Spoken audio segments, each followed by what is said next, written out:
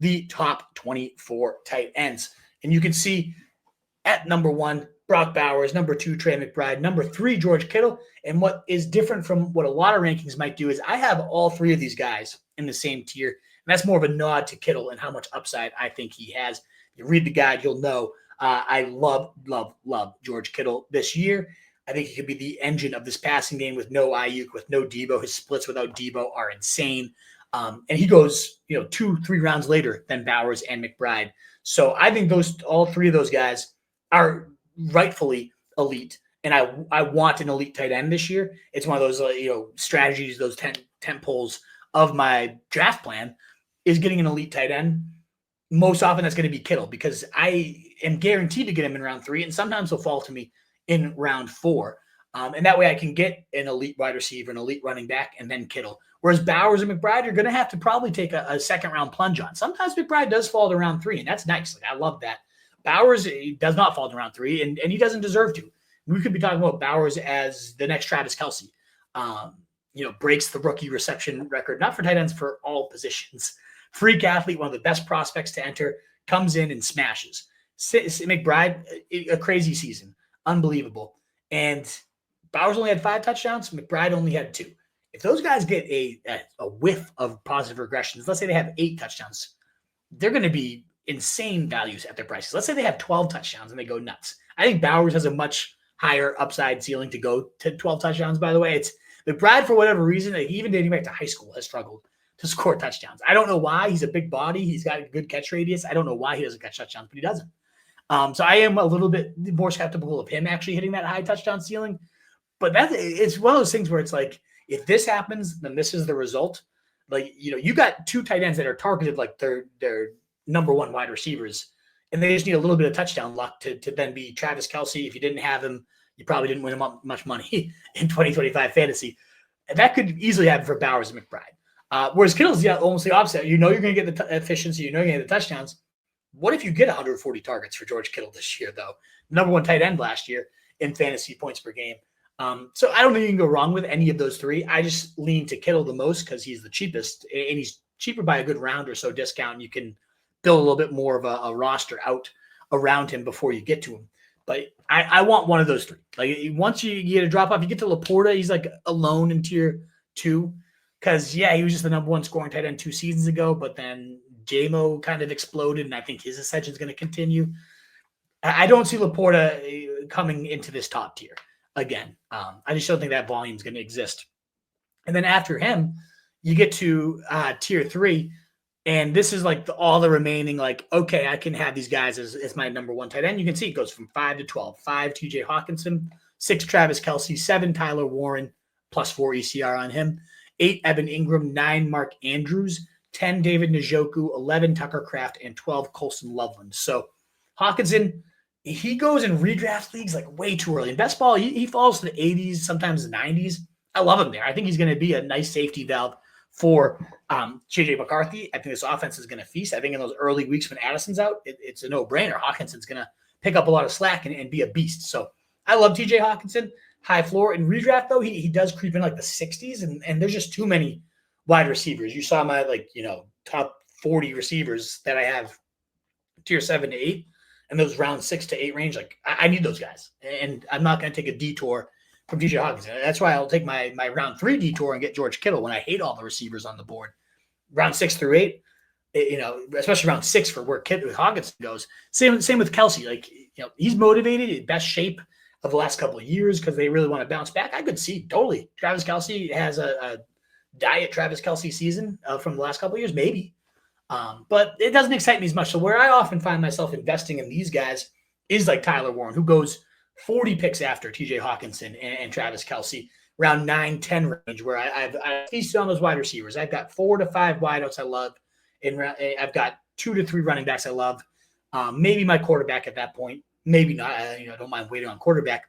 And so I've got those instead of the onesies, I've really loaded up at running back and receiver. Now I get Ty Warren, who had a prolific record-setting college season last year. So many of it was, yak, and you generated like layup looks, but that's kind of what we want, is those guys that can be your, just dink and dunk with me because I'm going to be a beast in a bowl once that ball's in my hand. Yeah, sweet. Let's let it rip. So I love Tyler Warren. Even if it is a gimmicky thing, they've talked about how they love moving him to the backfield, to the slot, to all over the place. So I like Tyler Warren a lot. I think he's going to be the number one pass catcher there. I hope it's Daniel Jones throwing him the rock, but either way, I like Warren. I love Evan Ingram and the Joker role for Sean Payton. Yeah, there's some upside there. We saw a 58-yard scamper in preseason week 2, a catch and run there. So he's a beast. Mark Andrews, especially with likely now potentially missing some time. Wasn't that long ago. Like Mark Andrews was like 6th in the league in yards, like 1,300 yards. We know the upsides there. He had 10 touchdowns last year. The guy's always a beast. So this is the group that I like investing in. Now, Andrews and Ingram, they go around the Travis Kelce range in the 60s, 70s, where there's a bit more opportunity cost. So I do find myself leaning into the Ty Warrens or the David Njoku's with Joe Flacco at quarterback. Njoku was the tight end 1 in his games with Joe Flacco, an absolute beast. If you remember that 2 seasons ago, where Amari Cooper and Njoku just went bananas. So Flacco being named the starting quarterback, great news for Njoku. Tucker Kraft had like insane Kittle level efficiency last year. I believe it was like over 9 yards per target type of efficiency. And now they're talking about, we saw what he did. They even compared him to George Kittle in a question by a reporter. And Love said, we need to elevate this guy's role. We're actively giving him more looks. So all the talk is like, who's going to be the wide receiver 1 in Green Bay? What if it's Tucker Kraft? He's crazy after the catch. He's great deep down the field. I love Tucker Kraft. I had him in a lot of leagues last year. He bailed me out as a waiver wire pickup. And then Colston Loveland. I mean, the next with Sam Laporta for Ben Johnson, but actually a better prospect than Sam Laporta. Easy math to me. You saw it last night, 2 catches, 26 yards, streaking down the field, awesome with the ball in his hands. I love Loveland. As a pure tight end prospect, I think he's better than Tyler Warren. I don't know if he has the target hog upside as Tyler Warren, but that's why these guys are all in the same tier, And so this is like if I've missed on tight end, I kind of view this tier as like the quarterbacks that quarterback 6 through 16, very similar. Who's going to go the cheapest? I'll just kind of pluck there. Oftentimes that's Loveland. Oftentimes that's Kraft, like 120, 130. That's where I find myself. If I have not gotten my elite guy, I really want to get one in this tier. Because once you get out of the top 12, it's like, okay, tier 4, Dallas Goedert, 13, fine. Not going to do much for you. You have 14, Jake Ferguson, fine. At that point, though, like I'll just wait for 15, Zach Ertz. Because those guys, Goddard and Ferguson, they go like the 125, 130 range, where I love Jadon Blue, where I love Bajal too. Some of these sleeper running backs.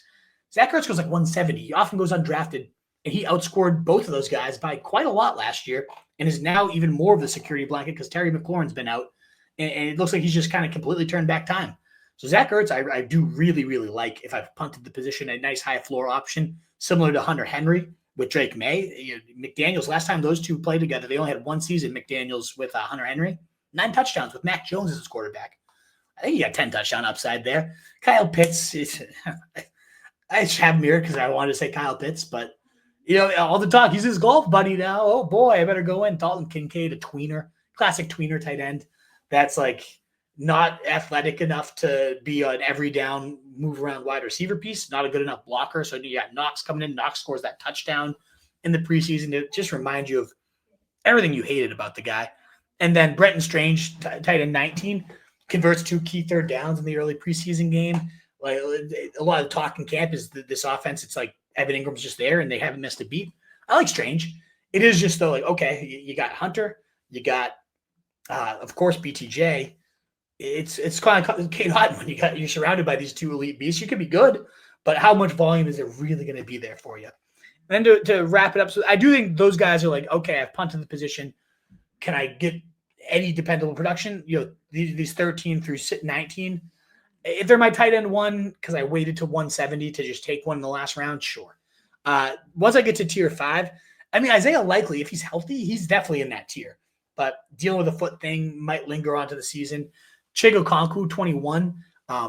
Really, those last 3 games of the season was a top 10 tight end. And they talked about he played every single snap with the starters in the preseason. They've really elevated to an every down role because they feel like he earned it. I like Okonkwo. This is a guy that your sleeper, though. He's like your tight end 2s that you hope some catch some lightning here. I like Elijah Arroyo, compared to an ex-receiver by the GM and coach, talking about moving him around. You can play him anywhere over the field. Guy hit like 22 miles per hour last year in college at Miami for Cam Ward. Was a featured target. He's very exciting to me, even if it's right now a little split between him and AJ Barner. And wrapping up my top 24, you got Mason Taylor, whose dad is Jason Taylor, whose uncle Zach Thomas, football player. I am worried about Justin Fields, though, so he might come down. I do, 24, Jonnu Smith, 25, Gesicki, 26, Cade Otton.